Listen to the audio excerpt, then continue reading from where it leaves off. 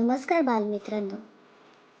आज आपण पाहणार आहोत इयत्ता दुसरी, विषय मराठी, धडा क्रमांक 7, वडेश बहरला, पृष्ठ क्रमांक 16.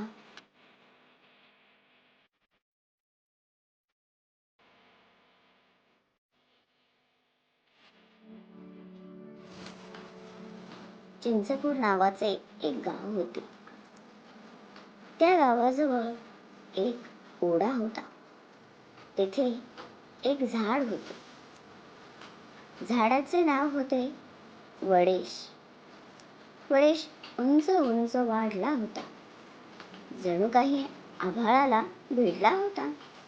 आजूबाजूला खूप खूप पसरला होता. फांदी फांदीवर पानेच पाने होती. पाने हिरवीगार होती.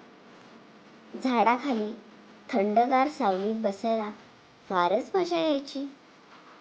झाडावर चिमणी, कावळा, खारुताई, मैना, राघू यायचे. किलबिल करत बोलायचे, गोड गाणी गायचे. वडेशला पाखरांची भाषा समजायची. तो पानांची सळसळ करून बोलायचा आणि फडफड करून रागवायचा.